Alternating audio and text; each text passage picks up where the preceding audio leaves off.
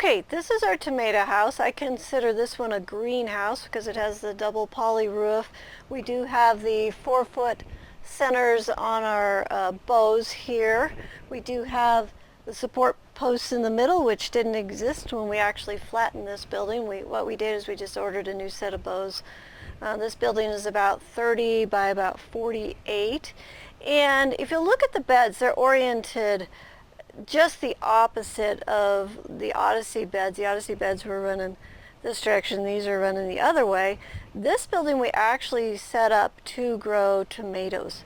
So its job was to grow tomatoes from March until November, through the summer season. And we set it up to grow vertically. So much different orientation because of the needs that we had for the plants. So these beds are about 2.5 feet wide. The aisles are about 2.5 feet wide. And we grow one plant on each side. There is support wires up above. And we would plant the tomatoes and we would tie the plants to the support wires up above. Way back in the very beginning of this, we actually tried to grow the tomatoes through the winter, heating this with propane. It was probably the dumbest thing I'd ever done, to try to take those warm weather plants through the winter. A couple things wrong with it. Number one, the tomatoes tasted horrible. They didn't get enough sunlight, and then the cold roof would drip cold water onto the tomatoes, and it would actually make little black spots, so the tomatoes weren't sellable. And the volume of tomatoes that we got, because the day length was so short, we were paying like 10 times the amount out for the propane that we were for the tomatoes. But that's why the building is oriented this way, because this was going to be our tomato house. We were going to sell hothouse tomatoes all winter. Probably the best thing that ever happened to me was when the tomatoes actually froze. The heater went out one night, didn't relight. I came in here and every plant was solid frozen. There was little droplets around all the leaves, and they were all ice, little balls of ice all over the tomatoes. I probably cried for 3 days over that. When they thawed out, the plants were just dripping mush. I thought it was the end of the world, but it was actually the beginning of a better world for me.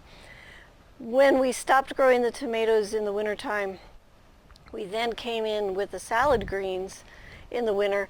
I don't use the propane heat anymore. I don't need that huge expense. And so we just do the salad. This building actually does have a little bit of heat to help me grow the salad just a little bit more.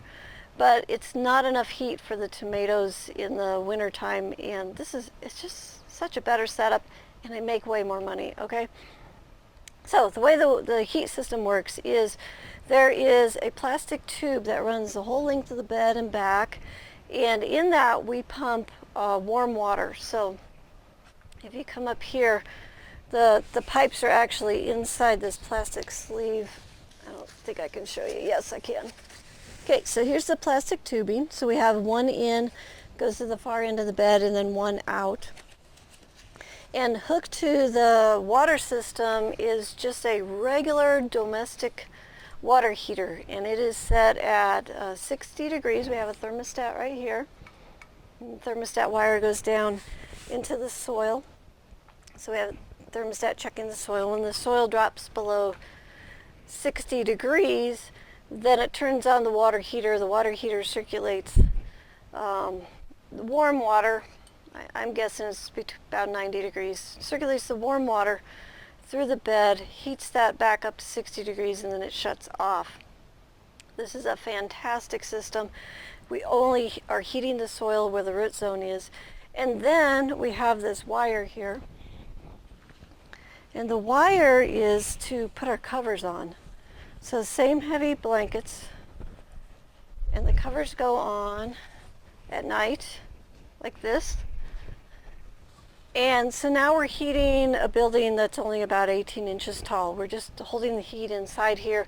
It'll freeze in the rest of this building. I have to drain my hose because I will get a frozen hose. But this setup is so amazing. that the salad will stay in summer mode and it will grow through the winter time, and the soil doesn't freeze. Once in a while we'll get just a touch of frost on the leaves on either end of the building, but in the center everything's been fantastic. The tomatoes get planted in here in March, so our outside temperatures have come up maybe 30 degrees from what the dead of winter would be, but still freezing every night. And we can plant the tomatoes. We'll actually sometimes come just pull a lettuce plant out, put our tomatoes in, and then we continue to cover this until the tomatoes are about 6 weeks old in here. And we can keep them covered and keep them warm. And we really get a jump on the season like that. We can have ripe tomatoes in June, whereas outside it's like August. So really neat system, very different from our other systems. It has a very different use. That's where the covers go during the day. The other thing I want to show you is the structure of the bed. This is actually cement board. So this is what you would use in construction if you were building a bathroom. It goes on the walls behind the tile instead of the normal drywall material. These beds have been in here probably 20 plus years. The material has held up beautifully. There's just the rebar post and then the cement, and then we actually have, this is a piece of mine belting. It's a piece of rubber that we have the screws going through. Great setup. I don't need the cinder block in here because I don't need the extra width of the beds. And this has worked fantastic for tomatoes. And then, like I say, our off-season crop is just some greens that we grow in here. So fun building. I love this one too. I love them all. I'm sorry, they're all awesome. And we just grow differently in this one. To learn lots more about easy, productive gardening, tune into the High Performance Garden Show. You don't want to miss out. The show features a 128 square foot vegetable garden that can produce over $2,500 worth of garden fresh veggies with only a 15-minute a day commitment. And we'll show you everything that we do in that garden for a 33-week growing season. Along with the upcoming season, you can also watch the last 2 seasons. That's over 110 hours of gardening education, totally for free. Soon we will be starting the next season, which will provide you with 33 more weekly episodes to get you even more garden tips and techniques on how to grow a high-performance garden in your backyard. So sign up today, start learning. It's totally free. Start your garden season off right by going to thelivingfarm.org/high-performance-garden-show. Until next time, may your garden be easy, fun, productive, and always organic.